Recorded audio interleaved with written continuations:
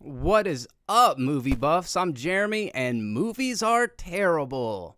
And then every once in a while, one comes along that just, it really hits on multiple different levels. It's a critical success. It's a success among fans, and it's a Spider-Man movie. Yeah, man, I'm here to talk about the most recent Spider-Man film, No Way Home. You've been hearing about it. You've been anticipating it. And you've been hearing rumors and speculation running rampant for the last several months. How much of it came true?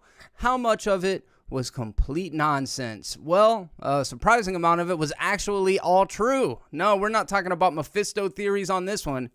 We're talking about a lot of surprise and not so surprising cameos and roles from beloved figures throughout the MCU and the Spider-Man universe at large. Yeah, man. This was a lot of fun. Before we get into this, I want to say what's up to everybody in the chat. That goes for you, Given Ant, Adam Cheney, Nick Mayfield, Patrick McCabe, Woods27, Fickle, apologies if I mispronounced that, Luca Cod, Carl Weezer, and everybody else who's joining us afterwards. I do appreciate you coming by.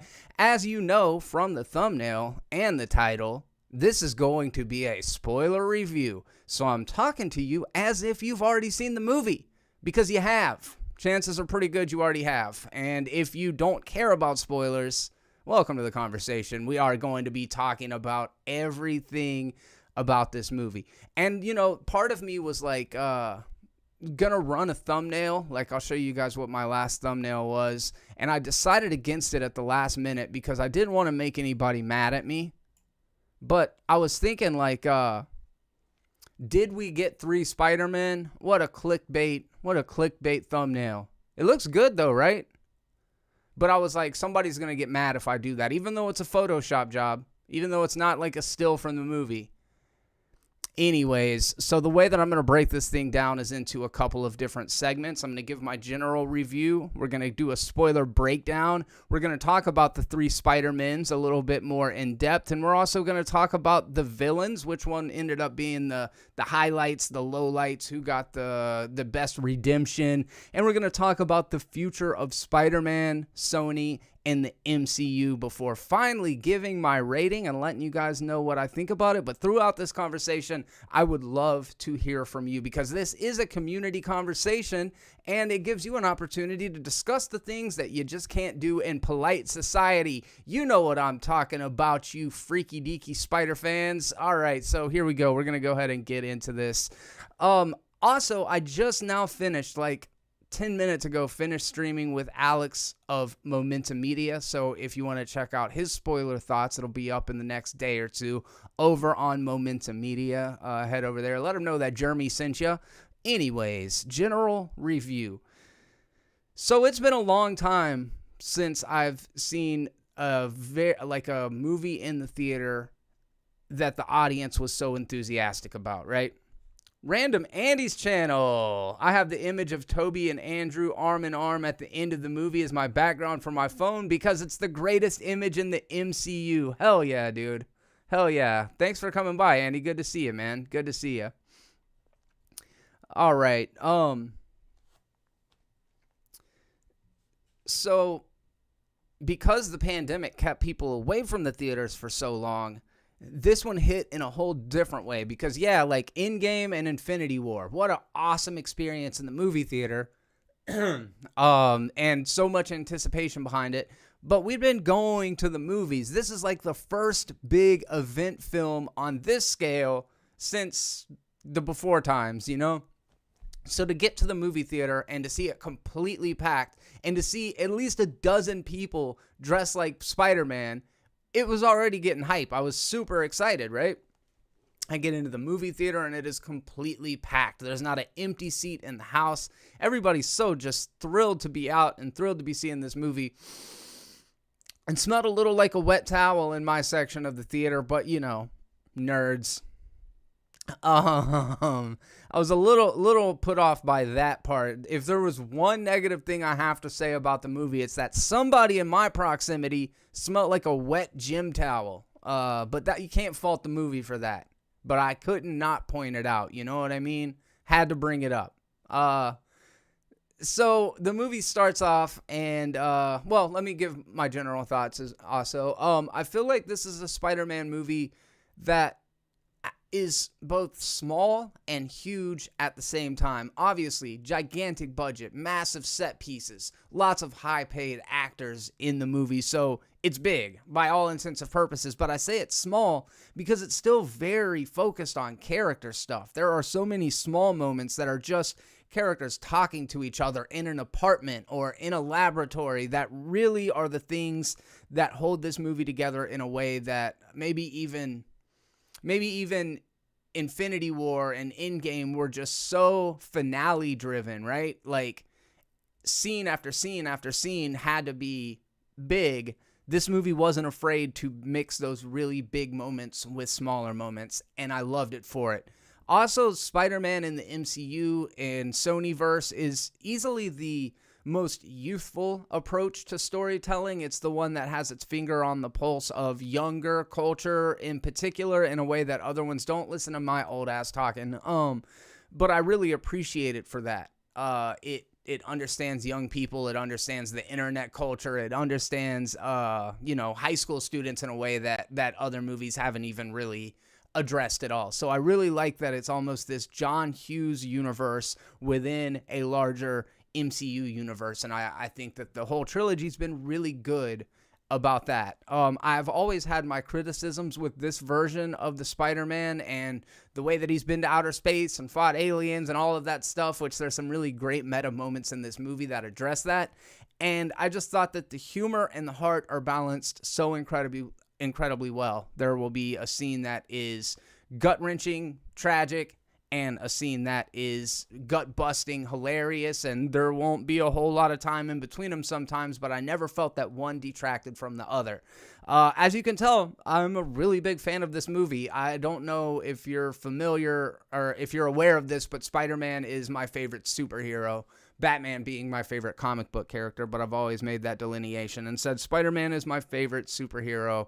I've got a soft spot for the Raimi trilogy in a way that, only the older heads could. My favorite Spider-Man movie, even still, is the original Sam Raimi Spider-Man, and it's because it kind of brought Spider-Man to life in a way that I'd never seen previous to that. At this juncture, we've seen a whole lot of versions of Spider-Man on the big screen, and I've liked something about each and every one of them. But the thing about No Way Home is it doesn't exist without the entire legacy of Spider-Man. So I feel like it is such a great payoff to fans in a way that maybe Endgame or Infinity War rewarded, longtime viewers of it. So anyways, big fan of it. Very, very exciting and fun movie to see in the theater with a packed audience, and definitely going to go back and see it again. So that's just some of my general thoughts on it. Let's see here.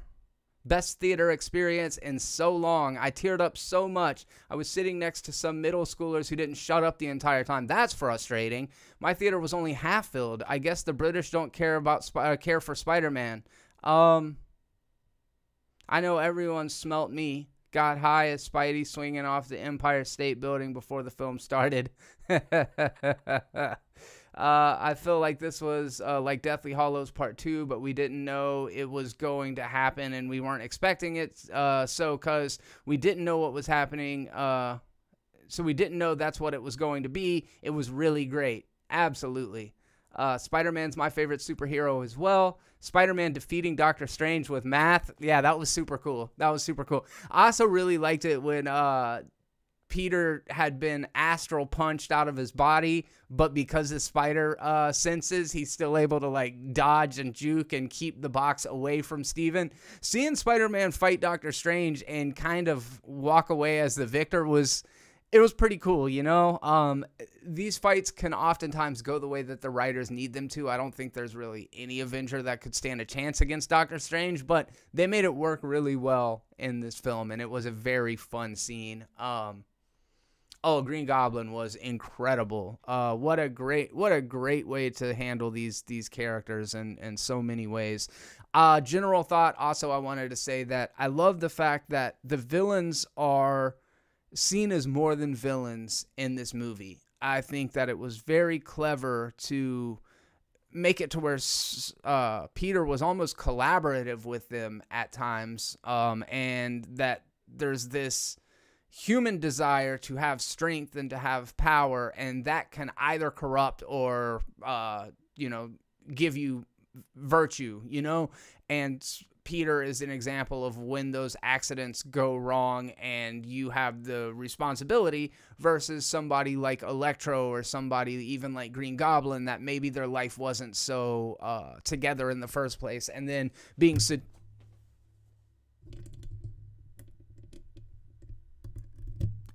seduced by that power. Sorry, my headphones came undone there for a second. All right, I've talked and set it up quite a bit. We'll go ahead and get into the spoiler breakdown. I'm kind of just going to discuss the big plot outlines and then get into more specifics as we go along before we start to talk about, the more fanny, deep cut stuff, which is what I'm always excited to get to. But first, we're going to go through and kind of take a look at what happens throughout the film. This movie was about Aunt May, and this movie was about healing and self-love. Yeah, absolutely. When Tobey and Andrew showed up, I cried like a baby. That scene with all three of them talking about great power was top-tier MCU and one of the most perfect scenes ever in the MCU. Couldn't agree more. I absolutely agree.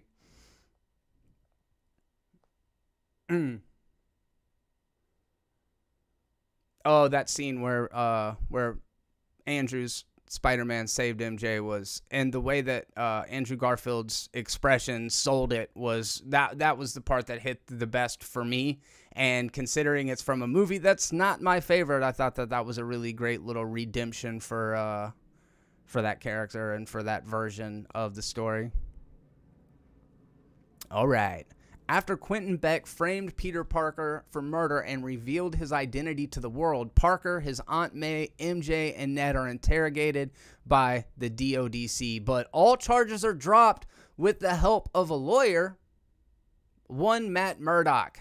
That was the first huge pop from the audience. And it is confirmation that Hell's Kitchen, as we know it, actually exists within the MCU. And this on the heels of Wednesday's episode of Hawkeye, which confirmed that Kingpin is also in this version of the MCU. So we're starting to realize that Netflix universe that we thought might have been defunct despite the fact that it's fucking incredible. Nah, man, we're not done with Vincent D'Onofrio as Kingpin, and we're not done with Charlie Cox as Matt Murdock, and I love it. This isn't a major scene. It's not a major part of the movie, but at one point, somebody throws a brick through Peter and Aunt May's window, and, dude, it is so badass. This blind lawyer just, boom, catches the brick, and Peter's like, whoa, how did you do that? I'm a really good lawyer. So he ends up getting the charges dropped, and that was, yeah, like I said, that was the first big pop where people were like, holy shit, this is really happening. Peter, Ned, and MJ all apply to MIT, but their applications are rejected due to MJ and Ned's association with Spider-Man. Parker visits the Sanctum Sanctorum to ask Doctor Strange for help. So that's the catalyst of the movie is Peter has become the most famous person in the world. He is, for all intents and purposes, canceled at the beginning of this movie. It's kind of like Civil War. There are people on both sides of this argument, the people that believe him, the people that believe Mysterio, but it's obvious Peter cannot live a normal life anymore. He goes into school, and after he talks to his teachers, what a hilarious scene with Hannibal Buress, also, where he's like the conspiracy theory nut. Oh, dude. So fucking funny. That part had me dying laughing. Hannibal Buress is just so funny, dude. But you the camera kind of pans over to the hallway after you see him talking to his teachers, and everybody in the school is watching. They got their cell phones pointed at him, and as he tries to walk down the hall, you just realize there's no way he's going to be able to live a normal life. But he's a brilliant student, and so is MJ, and so is Ned, so they applied for MIT. That's the number one school they want to get in, and they get a letter rejecting each of them. And that makes Peter realize that, like, the consequence of being around me is not being able to live a normal life and being, the center of a controversy. So he goes to Doctor Strange, and the whole sanctum is completely froze over. Turns out, like, where was it? Mongolia or something? Like, there was some sort of blizzard that ends up coming through the sanctum. And this is where we start to see a bunch of the moments from the trailers where Peter goes and asks Doctor Strange, basically, can you help me fix this? And at first they're talking about turning back time, but the time stone's destroyed. But he's like, there is a spell that will make people forget. Nobody will remember that you're Spider-Man. And Peter, of course, rushes to be like, okay, great idea, before thinking about it. Because when Doctor Strange starts casting the spell, he's like, look, everybody's going to forget that you're Peter Parker, or that Peter Parker is Spider-Man. He's like, wait, everybody? Even MJ? Even Happy? Even Ned? Even Aunt May, and screws up the spell. It ends up becoming a problem because you're not supposed to meddle with the spell in the middle of them. But of course, Peter being Peter has to screw things up pretty bad, which MCU version of Peter Parker is responsible for most of the struggles that MCU Peter Parker has, and that's fine. It's not that big a deal. Kind of has to be like that for the movies to work. But I always think, like, man, Vision was right in Age of Ultron when he's like, every time a new superpowered individual comes into public, another adversary or villain has to basically come to fight them. So just out of essence of the Avengers existing, there's always going to be this huge global threat, right? Anyways, Wong tries to tell Stephen, like, don't do this. Stop messing with shit. And then, of course, Stephen Strange is like, yeah, whatever, Mr. Sorcerer Supreme, because it turns out after Stephen got snapped that Wong became basically by default the Sorcerer Supreme, which is funny because Wong is just so over Stephen's shit constantly. I really like their relationship, and it works well here. He's like, yeah, all right, sure. So Peter's requesting these alterations, which causes the spell to become corrupted. Strange contains the spell and makes Peter leave when he figures out that Peter didn't even consult the MIT administrator first. He's like, so you didn't, like, appeal it before you decided to put the entire fate of the world at stake and manipulate everybody? And Peter's like, wait, you can do that? Yeah, dumbass, get out of here. Call me sir.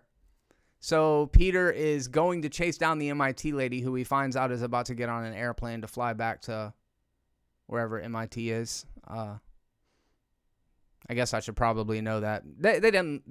I wasn't accepted. Let's just say that. But he finally finds her, and the bridge is there's all this traffic. Everybody's just stuck on the bridge, and then all of a sudden, fucking octopus tentacles bursting through the bridge. And everybody in the theater loses it. Yeah, we saw that it was happening from the trailers, but there's just something about seeing it on the big screen. Holy shit, dude. Dr. Octopus is back. And he's like, Peter Parker, you know? And they have a fight. And it's great. This version of Dr. Octopus, super intimidating, very powerful. In fact, I feel like all of the villains from the previous movies, Green Goblin in particular, are way more powerful this time around than they were in their original respective films. But this version of Dr. Ock is very aggro, and he just wants to stop Peter Parker. This leads to the fight scene that moves underneath the bridge, and Octopus is kind of like crawling with his tentacles. It looks great. The special effects look fucking fantastic. Well, Octavius goes to grab Peter and pulls off some of the nanotech into his own tentacles, and he's like, I'm impressed, nanotechnology. And then Peter realizes, like, you've just assimilated to my tech, and now I'm your puppet master. So he's able to control all of Dr. Octopus's tentacles and turns Octavius into, he's completely defenseless and useless now as a villain. He is completely now under the control of whatever Peter's suit wants him to do, it's hilarious. And I think they did it really well. Like, I could see how if you're a diehard fan of Doc Ock, and you might feel like maybe they neutered him a little bit, but I felt that the humor worked well enough to make the joke worth it. So he's trying to save the MIT administrator, Peter is, the whole time, and he finally ends up letting her loose, and she's like, oh, I'm going to talk to the board right now, and I'm going to try to get all of you in, and he's like, it's really not about me, I just want to make sure my friends are taken care of, and she's like, yeah, I'm going to do that, and I'm going to also talk about you. But all of a sudden, fucking jack-o'-lantern bomb comes flying in, explodes, and then again, the theater just loses it, dude. Green Goblin comes flying in his full suit, and I noticed this, and it's such a subtle tweak that it's not even something that most people would note, but they have taken a lot of the sharper angles out of Green Goblin's mask, which gives it a slightly more organic look. It looks a little bit more like bio-organic or something, or like biomechanical, which is cool. It's a tiny little thing, but Willem Dafoe doesn't wear the mask for the majority of the film anyways, but when he comes flying in, it's like, this is classic Goblin. And let's see.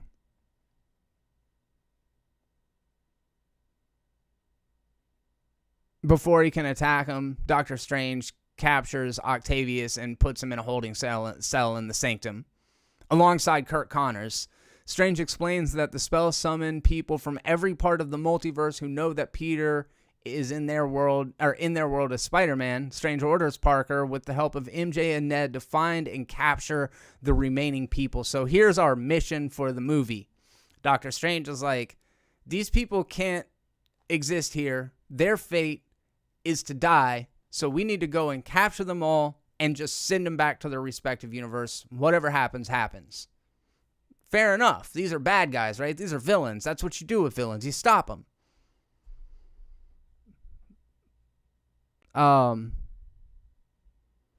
Peter locates Max Dillon and Flint Marko in a forest, capturing both of them. So this is where we get a fight between Electro and Sandman, and then Peter ends up in the middle of it. He realizes that Flint, Sandman, he's very true to who he is. He's not a villain character.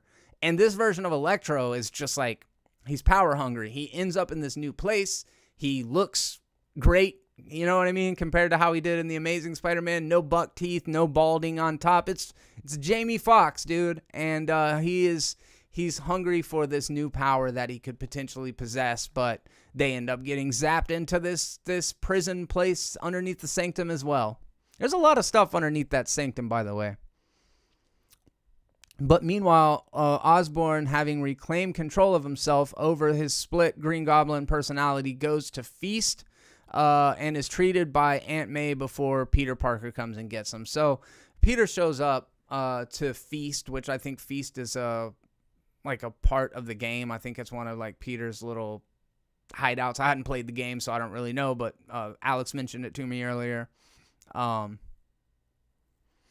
this is where May and him talk, and Peter kind of tells her what he's planning on doing, and she's like, this guy needs your help. Whatever the other Spider-Men do in their own respective universe, this isn't who you are. You help people. And so Peter he takes May's advice, and he decides that he's not going to just let these guys die. He's going to try to help them. And I love that, because not only does it add a layer of complexity to the relationships between these characters, but it shows that Peter's desire to do good even extends further than just innocent and good people, and that he's even willing to help people who, by all accounts, probably don't deserve it. But that's what heroes do, and I love that the movie used that in a way that no other film in the MCU has to this point. So I really like that.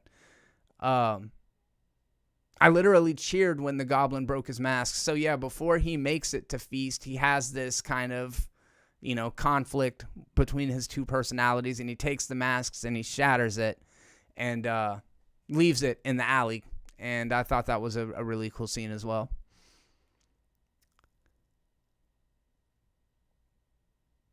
So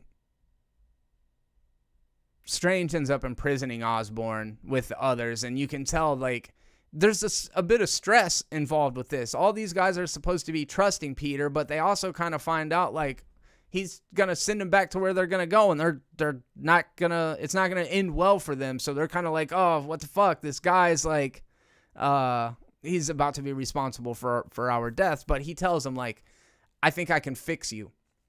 I think that we can use science and we can reverse engineer a lot of the things that are wrong with you guys. So he takes them from the prison. He gets in this massive battle with Doctor Strange because Doctor Strange is about to send them back, and Peter steals the little cube thing from him, which leads to a battle between the two of them, which I alluded to a little bit ago, but it is freaking awesome. Doctor Strange takes Peter into the mirror dimension, and they have that really great train fight sequence with all the prismatic effects, and there's a really funny scene where Doctor Strange astral punches Peter out of his body, but because Peter has the spider sense, he's still able to like dodge as Doctor Strange is trying to take it from him. And I thought that was super cool. Peter ends up kind of swimming back into his own body, and this is where the fight ensues. And there's some really great looking visual stuff in here. This is a very Doctor Strange scene.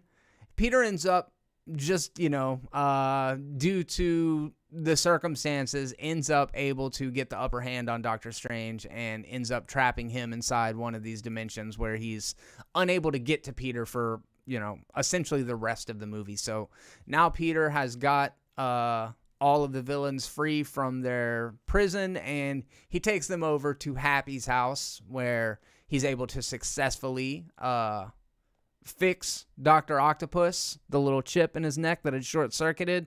He's able to rewire it, and now we've got Doc Ock from the beginning of Spider-Man 2. This is that genius doctor, Otto Octavius, that everybody knows is brilliant, and he had a good relationship with their Peter Parker, and all is well with him. But the others start to get kind of panicky. In particular, Green Goblin and Electro, they're like, wait a second. We don't need to be fixed. This is like power. We've got power that we didn't have before. Why are we going to let this dude take it away from us? So Green Goblin kind of gets into Electro's ear, and Peter's spider sense starts tingling, and he doesn't know exactly what's going on. But then all of a sudden, he attacks Green Goblin, who is about to, turn, and terrible things are going to ensue due to that little change in Green Goblin.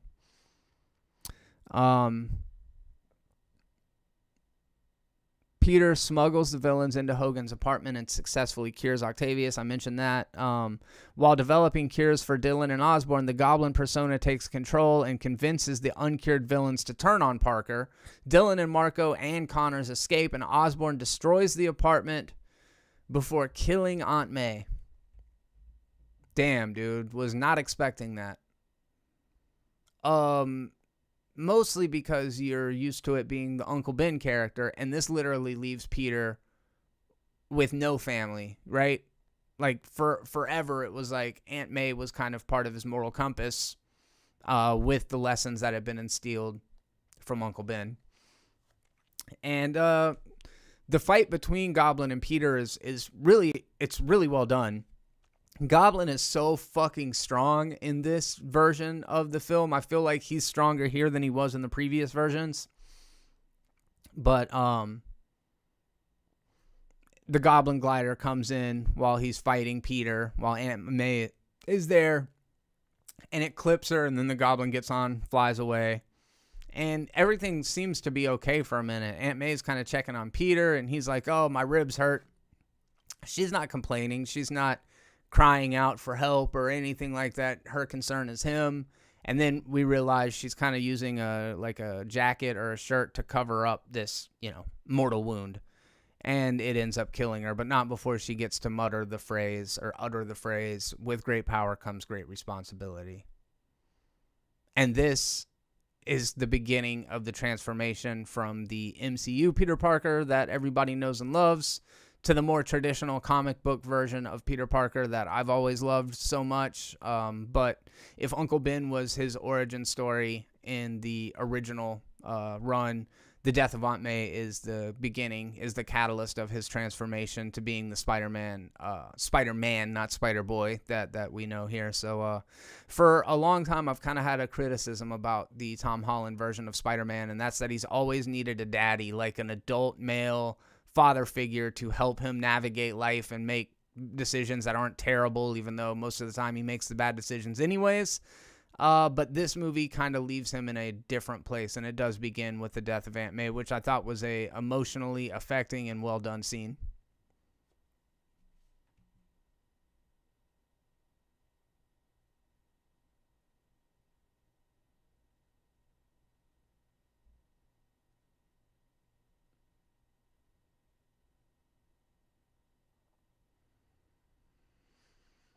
Let's see. Sizzle Reel in the chat. Oh my God, I'm on fire in the chat. What's up, you guys? Hope you're doing well. Everybody else that I didn't get a chance to say hello to, I'm glad you're here. If you don't mind doing me a favor, take a second to click the like button. It really does help out the channel. If you haven't, I noticed that we have some pretty good like ratio right now, so thank you very much for that. So yeah, the death of May, man, what a heavy moment. And obviously this puts Peter in a lower than he's ever been before. So he goes to sulk.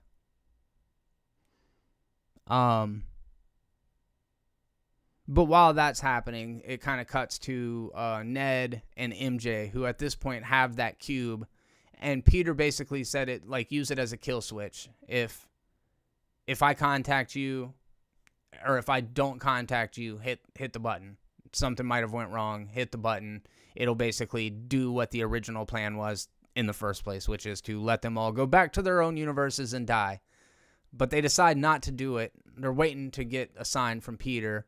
And Ned wishes that Peter was there. And Peter shows up. The portal opens up and we see a Spider-Man standing there in an alleyway. And immediately, like a fucking... I just start applauding, you know. I'm like, fuck yeah, dude. Hell yeah. This is awesome. He steps through the portal.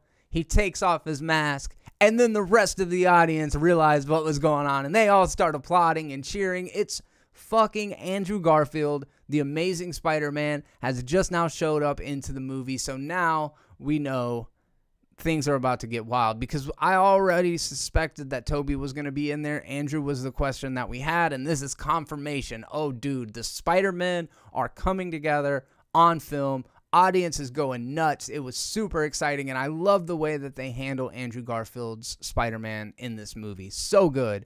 I want to give a quick thank you and a shout out to Shadow Skull Game for the $5 super chat. It really does mean a lot. Thank you very much for that. Willem Dafoe was my favorite Raimi villain, and now he's my favorite MCU villain. He was absolutely menacing, gave me Heath Ledger Joker vibes. Dude, the people in front of me were cussing Green Goblin through the entire movie, which is how you know he's a fantastic villain. They were so sore about him because of the Aunt May thing. And then a little bit later on in the movie, there was another moment that people were just so upset with Goblin. And I'm like, that's how the character should be. He should be able to break Peter down psychologically and emotionally in a way that none of these other villains can. That's what makes him Peter's primary antagonist. You know what I mean? So yeah, I couldn't agree more. I think that what a great villain, and I actually loved him in the original Spider-Man. So I'm with you. I actually prefer him as a villain to Dr. Octopus, which was also a great villain.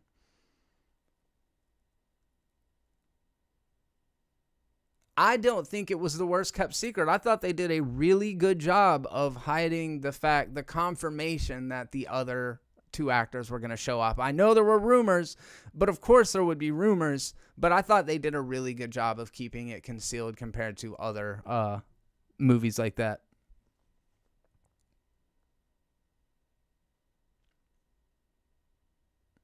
Ned learns how to use the portals with the sling ring. They pull through Andrew Garfield, which is really funny. They're like, prove that you're Spider-Man, prove that you're Spider-Man. And he kind of just like jumps up and grabs onto the wall. And then Ned's grandmother's like, can you go get the cobwebs while you're up there? He kind of crawls over there, brushes down the cobwebs. It was a good scene. It was a really good scene. And then within just a moment in the movie, they try it again and they bring through Peter Parker. But not Tom Holland's Peter Parker. No. We get the veteran, the OG Spider-Man from the cinematic side of things, and that is Tobey Maguire, dressed like a youth pastor, a cool youth pastor, comes showing up, just super cash. And it was just so great to see this entire legacy of on-screen Spider-Man together. This is unlike anything we've ever seen on film before. It's a lot like what we saw in Into the Spider-Verse, but I'm going to come back to that in just a minute, because the very next scene is when Peter and Peter show up on the rooftop where Peter is being emo, and they kind of talk to him. He's like, don't you even tell me that you know what I'm going through, after they find out about the death of May. And they're like, well, actually... And this is very much, this scene was in Into the Spider-Verse. And I know it is fucking phenomenal in No Way Home, but in so many ways, Into the Spider-Verse was the litmus test for whether or not any of this stuff works. And they all share their tragic origins after the death of Aaron in Into the Spider-Verse, and after the death of May in No Way Home. But each of them explains their greatest loss, whether it be Uncle Ben, whether it be Gwen Stacy. And they let Peter know, like, you're not alone. And despite all of this, we have an obligation to fight through it anyways. And Peter says, because with great power, and then the other Peter steps in and says, comes great responsibility. And they're like, yeah, we all learned that lesson. So no matter how you feel right now, and no matter that you want to get revenge, you got to Spider-Man this shit. That's all you can do. That's who you are. And that's the way to make this right, and to do right by Aunt May, who obviously believed in this this path. You know, she told him despite anything else, and so Peter's lust for revenge is kind of overtaken by this obligation, this responsibility to go and do the right thing. And I thought it was so well done.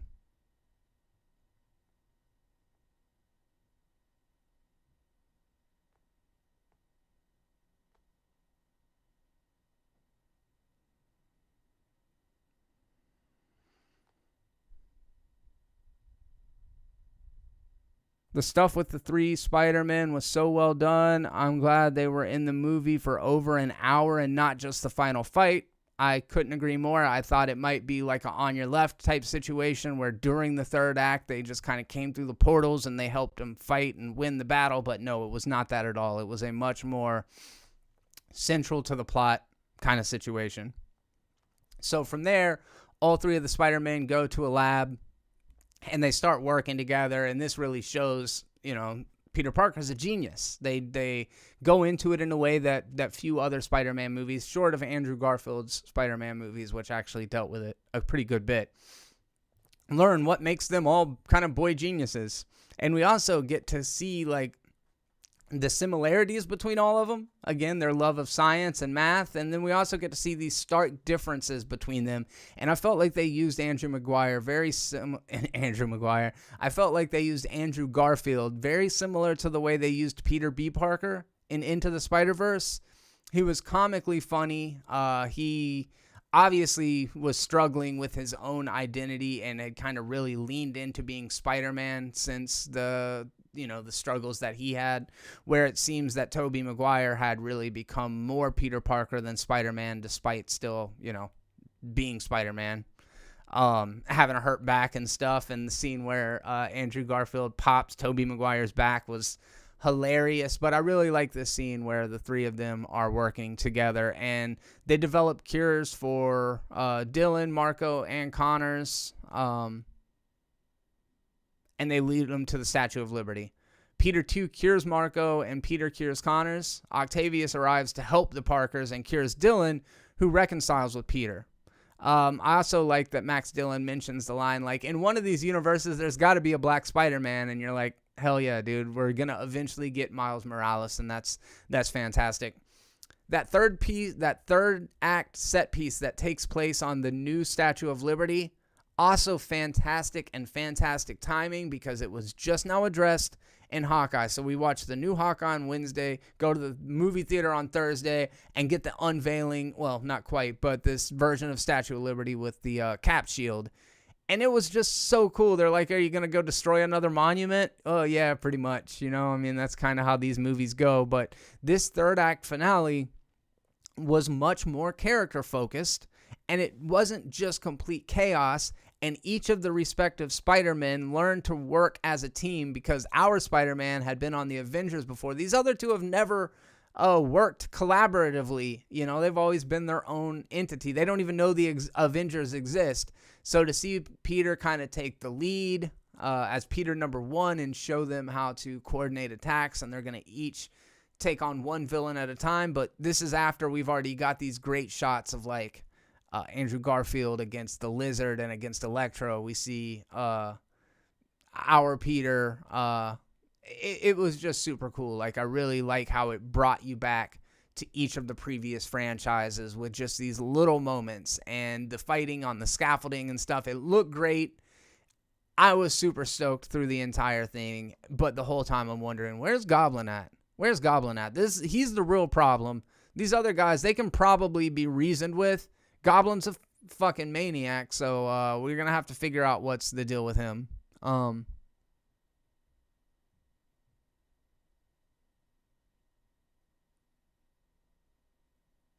Let's see. Ned frees Strange from the mirror dimension, but Osborn arrives and destroys the boxed spell, causing the barrier separating universes to rupture. And this is the scene where we see Steven on the trailer like, they're coming through! I can't hold them back! And all these fucking, like, portals are opening up. It looks very similar to what's happening at the end of Loki, but I don't think these two events are related. But they might be. I'm casual. You guys know how it is. I don't deep dive into a lot of the Easter eggy stuff. But I should, but I don't. But I will, maybe. So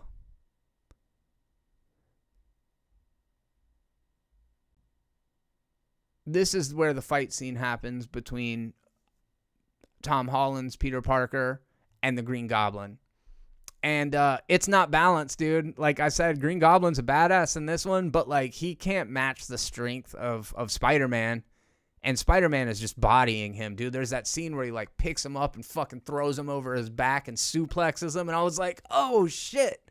And it's a great scene. It's Peter just raging out. He's just pummeling him at one point. And the other Peters are watching him like, oh no. And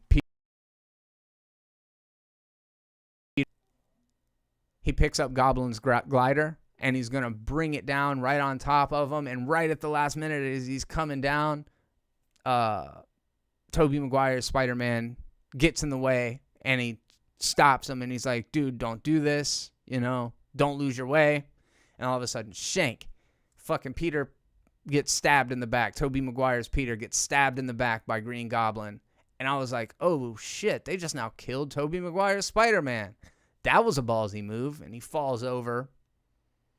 Holy shit, man. But they're able to inject him with the serum. I think Andrew Garfield comes in, injects him with the serum.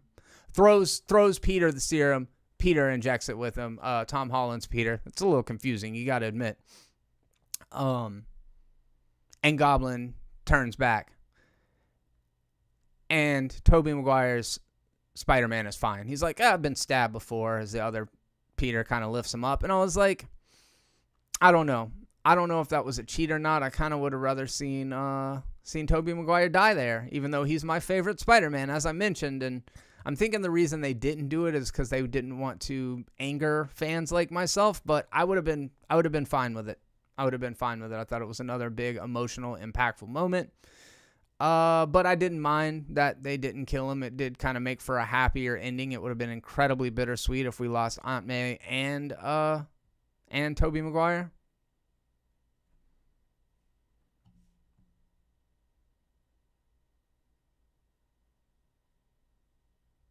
Billy's Blockbusters, what's up, dude? Yeah, Holden would have been the fan that was super butthurt about it, 100%. He would have been like, fuck this movie. And I'd have been like, I get it, dude.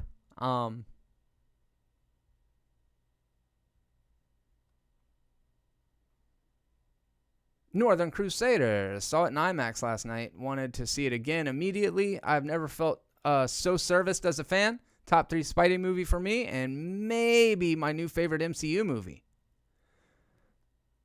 As far as ratings, I think it's tough, man. I think I go Spider-Man, the Sam Raimi original,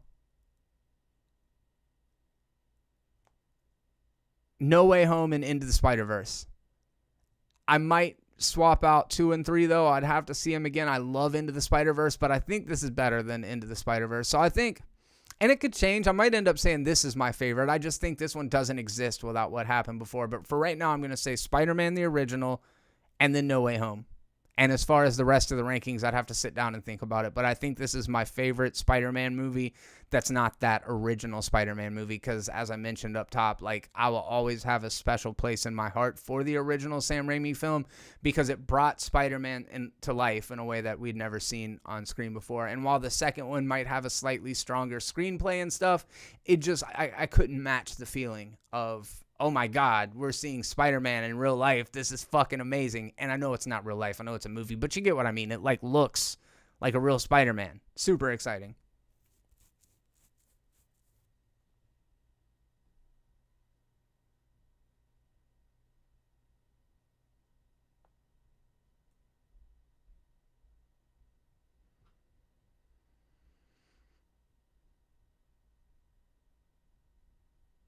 OG, Amazing, and Spider-Man. I like it. I like it.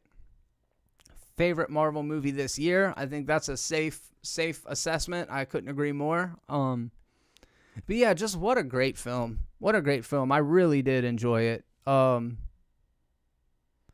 So at this point, though, Peter realizes, like, the only way to stop all this multiversal shit from happening is to essentially wish that everybody forgot him. All the way back to the beginning. And Doctor Strange is like, are you sure? Yeah.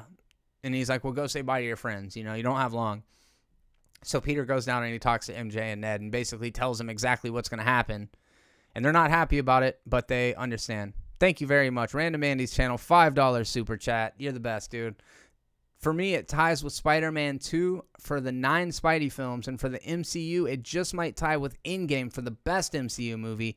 This film is a dream come true. This film was a dream come true. I love it, man. I'm so happy that everybody is so enthusiastic about it, and I'm happy that me, myself, I have very little critical things to say about this movie. Just as a fan, I loved so much of it. So I'm glad to see that it's just been such an overwhelmingly positive experience.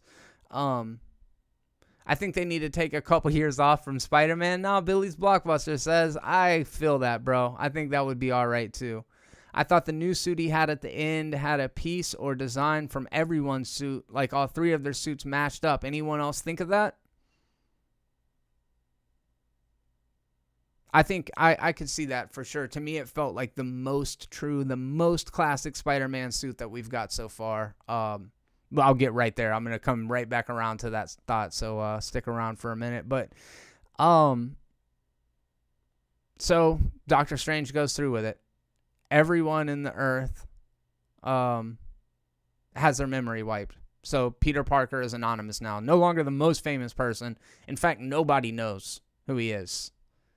He doesn't have Aunt May anymore. He doesn't have the daddy character. He goes to the gravesite of Aunt May, and he runs into Happy there in a really great scene. And both of them are kind of like, how do you know her?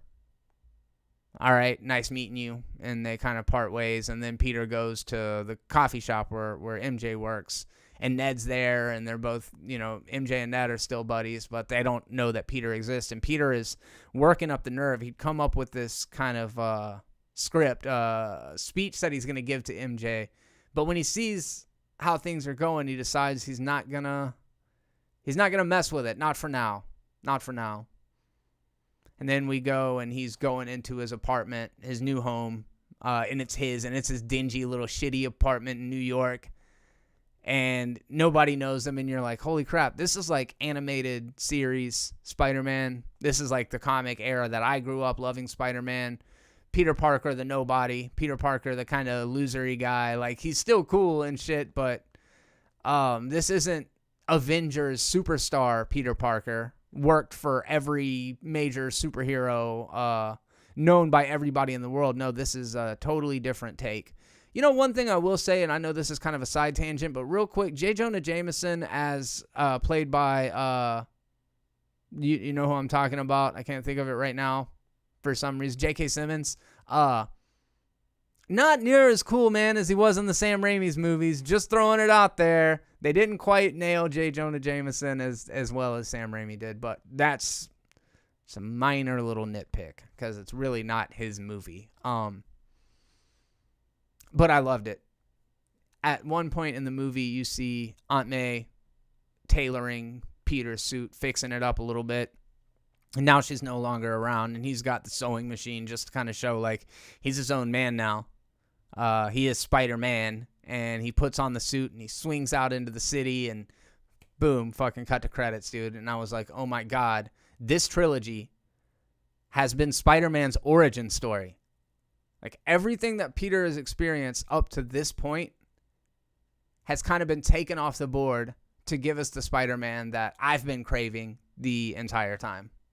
Which is to say, just the more traditional 1990s version of the character. So I say the original. The 1990s version of the character, not the original 1960s version of the character. But my original version. So, yeah, man. Really, really loved it. Really loved it. And then we get into the mid-credit scene. This is fucking weird, dude. Eddie Brock sitting in a bar, talking to a bartender. The bartender's catching him up with everything that's happened over the last, MCU. It's crazy stories, And as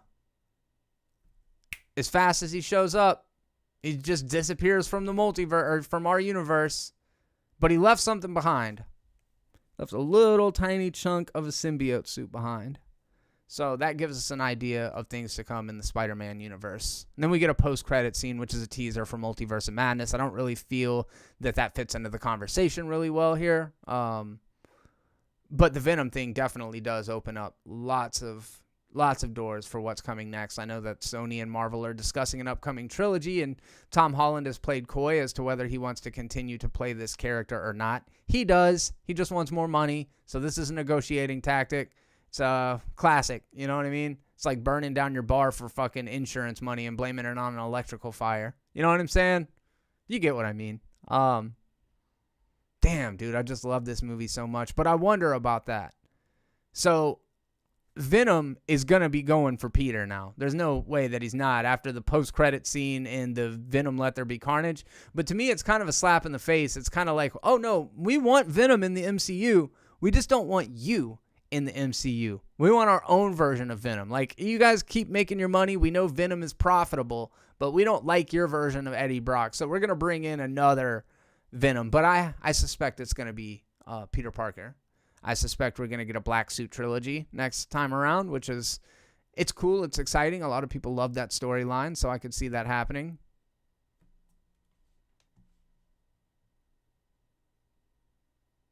Venom didn't even know Spider-Man even existed yet. He came through too.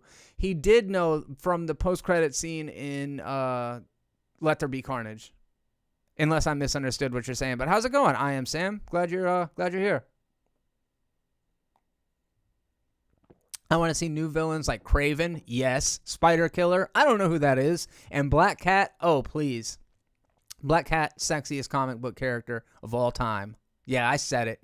Yeah, it might be a little weird. Too fucking bad, people. You're here, and you're a nerd too, so don't judge me, all right? The bartender is in Ted Lasso, and if you haven't seen it, I'd highly recommend it. I am watching Ted Lasso, and I love it, but I'm not caught up. I haven't seen him in it yet. I think he's in season 3. You think Ned's going to turn evil and try to kill Peter? I could see that. Marvel can totally make a better Venom than Sony did. Yeah, I know. What's up, King Dingling? How you doing, man? Venom knew Eddie. Brock didn't. Venom knew Eddie Brock didn't. I have a good theory about that. Black Cat is hot. Yep.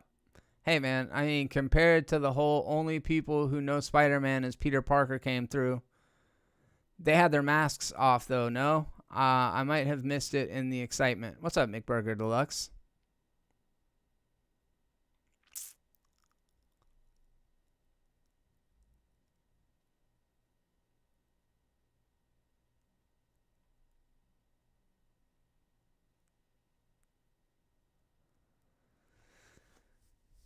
How did Electro get brought into the MCU by the spell? He didn't know Peter Parker was Spider-Man. Plot hole?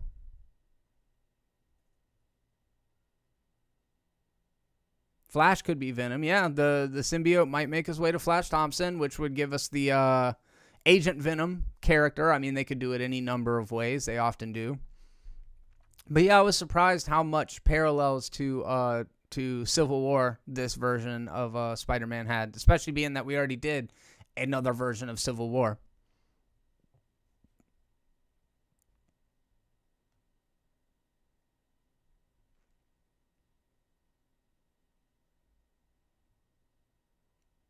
Venom said he has a hive mind across all universes he exists in.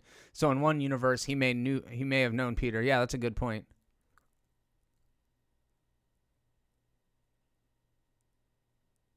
That's a good point, Random Andy's channel. Yeah, I agree. I am Sam. That was a good line, and it, just, again, gives more hope that we are going to see a Miles Morales Spider-Man in the live-action universe. Even if Venom comes to the MCU, he will still be PG-13. There's a lot of ado about the R-rated version of Venom. I've never seen an R-rated version of Venom in the comics. There's a lot of talk about an R-rated Carnage. I've never saw, to me, they were all PG-13 characters, but maybe there's like a Marvel Max run with Carnage in it that I'm not sure about. Venom, violent. I know he eats heads and stuff in the comics, but I've still never seen him actually do it.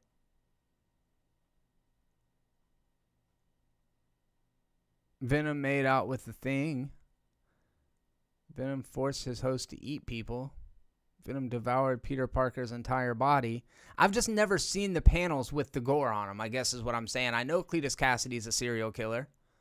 I've just never seen the panels that had the blood and gore that would merit the R rating, personally. But if you have one, I'd love to see it. Let me know about that.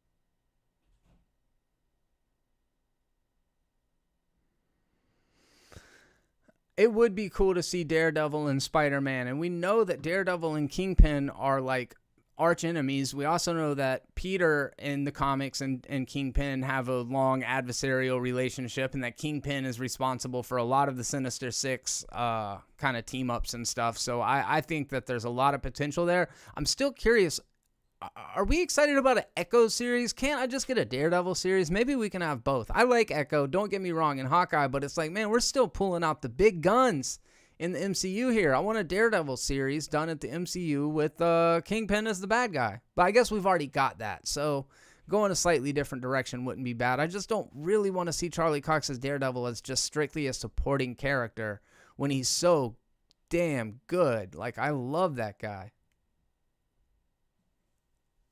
Beetlejuice beats Hezbollah. How do you think they will set up Spider-Man versus Venom? That's a good question. I think we're working towards that. What's up, Gallant G? How you doing? Everybody I missed, I hope you're doing well. I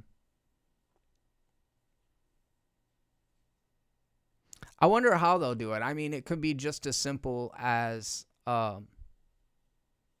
Echo will introduce Daredevil in that, and we'll get a show announced when that happens. I could see that.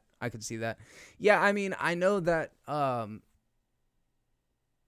in Venom mid-credit scene, he's like, oh, that guy, talking about Tom Holland's Peter Parker. So I suspect that he kind of broke himself off at the bar so that he could find his way to Peter. like I said, we're finally to the version of Spider-Man that I love so much. It would be crazy if at the beginning of the next film he gets hit with the black symbiote already. I'd be like, oh shit. But you know how Marvel is. They plant seeds and then they nurture the ones that start to blossom into something that fans are excited about. So I think they like to leave doors open and present possibilities that may or may not ever come to fruition. And I think that's a clever way of doing things.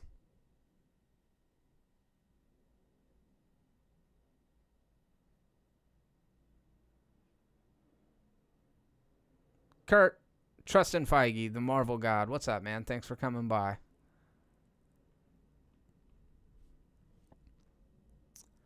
So let's talk a little bit about the different Spider-Mans. You get not a whole lot of backstory, but what they do discuss is very revealing about each of them. As you know, our Spider-Man Prime, the Tom Holland version, is a teenager and an Avenger who receives spider-like abilities after being bitten by a radioactive spider. That goes for all three versions. All three of them have been bit by a radioactive spider, but in the other two universes, the Avengers don't exist. The film explores the fallout of Far From Home, the mid-credit scene in which Peter's identity as Spider-Man's exposed, and he's more pessimistic in contrast to his previous Marvel Cinematic Universe films. I don't know about that. Maybe less idealistic. Holland said Parker feels defeated and insecure and was excited to explore the darker side of his character. The adjustment back to portraying Parker, including raising his voice pitch and returning to the mindset of naive, charming teenager, was strange for Holland after taking on more mature roles such as in Cherry in 2021.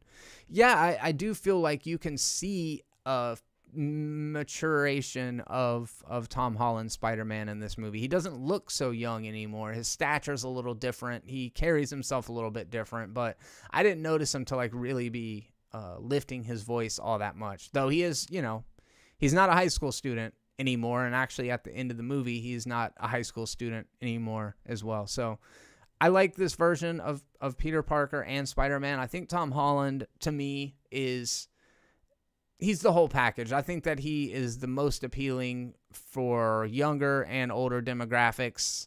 He understands the parts of Peter and Spider-Man that are interchangeable, and then he can identify what makes each of them kind of their own respective characters as well. So I really like Tom Holland as Spider-Man, and I think he does a great job. But we also get to see these two other Spider-Men who are at different places in their lives as well. Tobey Maguire's Spider-Man is older now, more mature. He still struggles with similar things that he struggled with in the movies, including his relationship with MJ, which, has had its ups and downs, highs and lows, as you would expect if you are moonlighting as a vigilante superhero.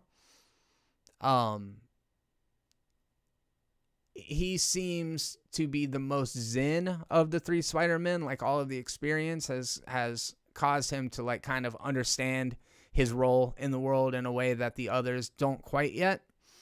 And then Andrew Garfield's Spider-Man seems to be the most damaged of the three of them. After losing Gwen, he really just kind of leaned into the vigilantism side of it. He's not really as comfortable in his own skin. A lot of negative self-talk. I could relate with this version of Spider-Man. That's what I'm saying. I was like, oh, dude, I get it. Like, this is the one that speaks the most similar to my sensibilities. And I love that scene when Tobey Maguire is telling him he's amazing. He's amazing.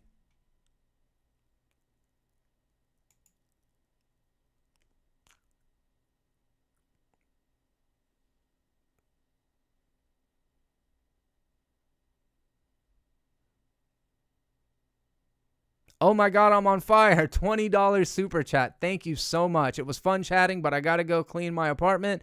Enjoy the talk, guys. Here's a Christmas gift, Jeremy. Thank you very much. That meant a lot, man. I really do appreciate you. $5 from Random Andy's channel. Thank you very much, Random Andy's channel. All three of them got their moments equally, and they got to shine so much, and love how this film has us realize that all three of them are equals to each other. Yes, I think that's amazing, dude. I think that's amazing. That's a really good point. Thank y'all for the super chats. It means a lot. Man, awesome. But these three different Peters, they all work really well together because they all kind of like add to a full they build out a team nicely. Each of them has their own little area of expertise, what they offer to this dynamic, and then the way that they all play off of each other. And I really liked Andrew Garfield in this as well, especially because he was kind of got the short end of the stick with his movies. He didn't get a full trilogy. The second movie that he was in wasn't beloved. I think a lot of people, though, acknowledged, like, Merry Christmas, all of you, and thank you very much. That early Christmas gift was greatly appreciated. Forgot what I was saying. The fact is that Andrew Garfield's character kind of got the short end of the stick, and due to a lot of things that weren't in his control, because he was actually pretty liked, you know? I don't know too many people that were like, Andrew Garfield sucks as Spider-Man. No, most people are like, he was good. The movies that he was in let him down. So they did give him quite a bit to do. And that scene where he rescues MJ, ooh, boy, that one hit. That one hit to me more than the death of Aunt May. It hit to me more than a couple of the other emotional moments, because it just, like, he sold the emotion so well. You could see what it meant to him and how it affected him, and I fucking loved it. I thought it was so great. This movie sucks because they didn't point at each other. Anyone else gut drop as soon as they gave the responsibility speech? I knew it was coming. So sad. Joe Pesci is my MCU Uncle Ben. Let's go, dude. Yes. Yep, my cousin Vinny.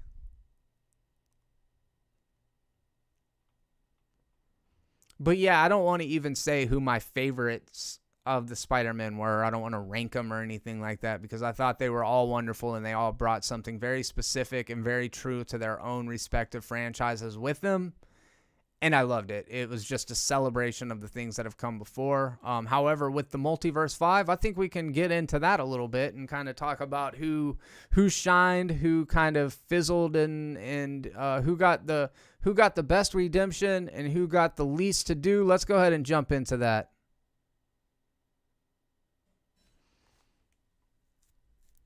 So we've got Electro, Doc Ock, Green Goblin, Sandman, and who did I forget?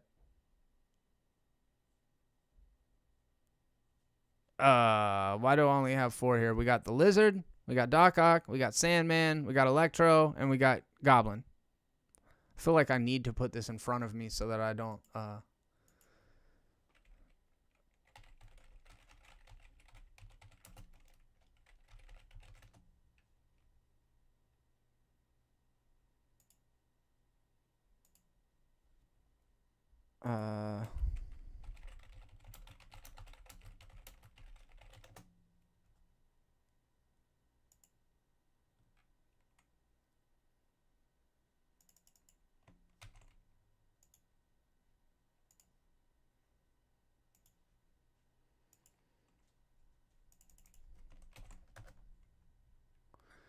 all right, here we go. Here we go.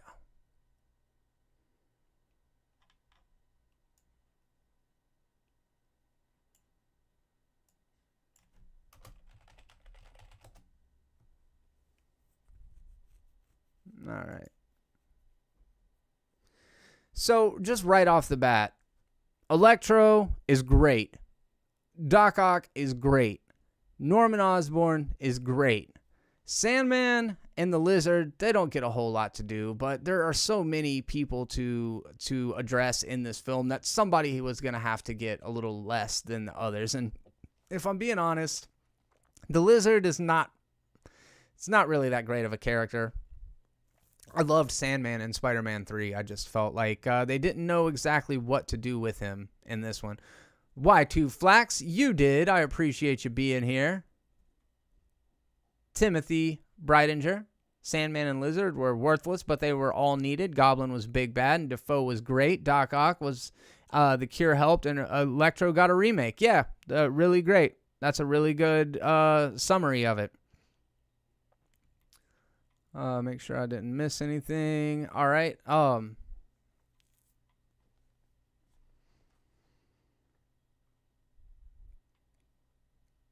So we do get a lot of teases of other villains that could be showing up in the next movies with the whole multiverse thing breaking down at the end. But yeah, okay, so Doc Ock was a redeemable villain in Spider-Man 2, and I felt like they brought him through at a time where he was still like angry with Peter Parker and not in control of himself right before the hydrogen collider or whatever broke at the end of Spider-Man 2. That's probably not what it was. I'm just making shit up at this point. I can't keep all these MacGuffins straight, but yeah, so when they brought Alfred Molina in this time, I wasn't exactly sure what they were going to do with him. Judging by some of the trailers, I thought there might potentially be 2 Dr. Octopuses in the movie, a good one and a bad one, but we learn they were both one and the same. Dr. Kirk Connors is the Lizard, not a great villain in the Amazing Spider-Man movie in the first place. Here, they just kind of needed a CGI bad guy, I feel like, you know what I mean? Like, they needed a Killer Croc type character to, like, fill out what the team looked like. I feel like each of them kind of fit in their respective roles that way because they're all distinct. One of the things that I really liked was the relationship between Electro and Sandman when it came to their power sets. The way that Electro used Sandman as a superconductor for electricity, where like there's this tornado whirling and then all the lightning striking through it. That was pretty sick. I like that a lot. Jamie Foxx, though, obviously had the biggest glow up as Electro. He was the worst villain that became one of the best villains. And I liked that he was just kind of seduced by this power to be not a loser. Like, you kind of understand why he would feel this way. Like, why would I give up this and go back to that, you know? Where, like, with Green Goblin, he's just an agent of chaos. It's not like he's better off in one place than the other. He's a fucking maniac. I could see why Lizard would want the cure. I mean, he's a freak. He's a monster at this point. It makes sense. I could see why Doc Ock would want the cure if he was in his right mind, because he was not a bad guy. He was just overtaken. With Green Goblin, you know, ever since he got kind of the super soldier serum or whatever, he had kind of split into these 2 different personalities, this meek and afraid Dr. Osborn, and then this, you know, maniacal other half, the Dr. Jekyll, Mr. Hyde relationship. And I love that they kept the mask off Defoe for the most part this time, because everybody always said he's got kind of a goblin face. He's fucking terrifying without the mask on. So the fact that we got to see him so much and the way that he reacted to his fights with Spider-Man, and it brought him this maniacal sense of glee. I really liked that. But so Electro got a different look this time, but I like how they actually integrated that original look into it. Like when we first see him, he's got the electricity thing kind of like from the Amazing Spider-Man 2, but it like evolves. I really like that. I really like that.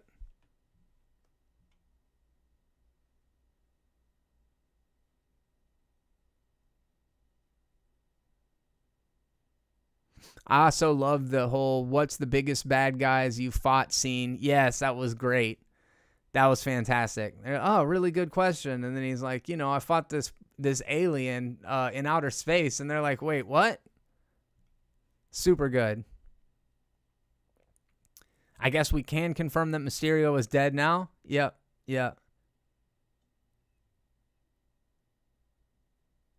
And Jamie Foxx being all, gotta watch where you fall, making fun of the MacGuffins was friggin' great. Yeah. Yeah, that was freaking great. I love that.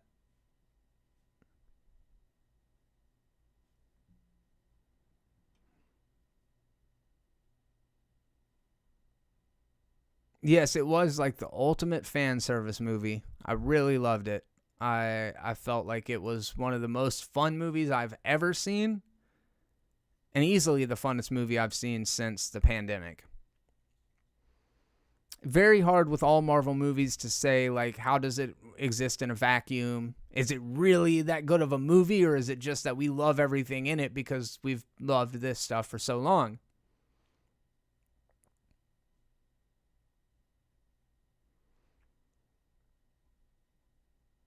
Yeah, a lot of fun. I think they held a lot of the secrets very well. I think this is a movie that really does thrive in you not knowing exactly what's happening and when. I think it deserves the incredibly high Rotten Tomatoes score that it has. And I can't wait to see the future of the Spider-Man franchise at this point. I thought it was a lot of fun. Is it Spider-Man or Spider-Mans? Trust me, I've been wondering the exact same thing, my friend.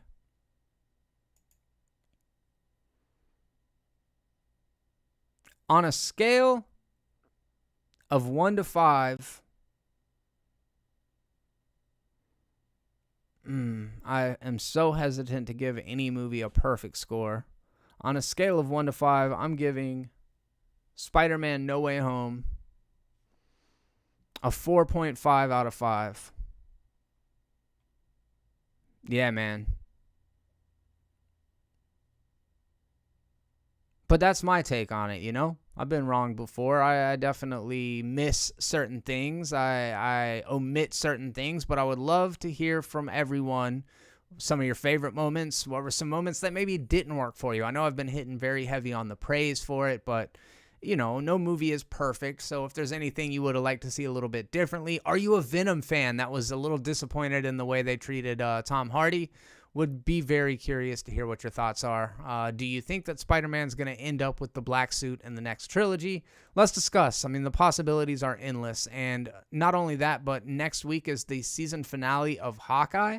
So I'm going to be doing a review discussion on that as well next week. So make sure you are here to be a part of the conversation. All you got to do that is just subscribe. That way you know every time I upload a new video. However, I'm assuming most of you watching this, you're already subscribed. So thank you very much for being here. Do me a favor, take a second to click the thumbs up button if you haven't. And, look at these scores. The movie was like a 7.5, 9.6 out of 10, 9 out of 10 sounds about right. Oh, dude, 7.5 to 8 out of 10. Yeah, man. I'm just so ready for Multiverse of Madness. It's going to be sick. I couldn't agree more. Timothy says, Civil War, Endgame, Infinity War, Ragnarok, and Winter Soldier are my Mount Rushmore. This is right on par, but very slightly below. I love your picks. Those are all fucking fantastic movies. 4.6 out of 5. Man, this is amazing. Tom Holland finally became Spider-Man. What a movie. Couldn't agree more, Y2 Flax. I actually mentioned that a little bit ago in the review. Yes, can't believe. Oh, man, what a great movie. And what a great time I've had having the conversation with all of you. If you want to stay up to date with all the terrible content, I already said that. Thank you for being here. Make sure you are checking out Movies Are Terrible on Twitch. I stream over there pretty often as well.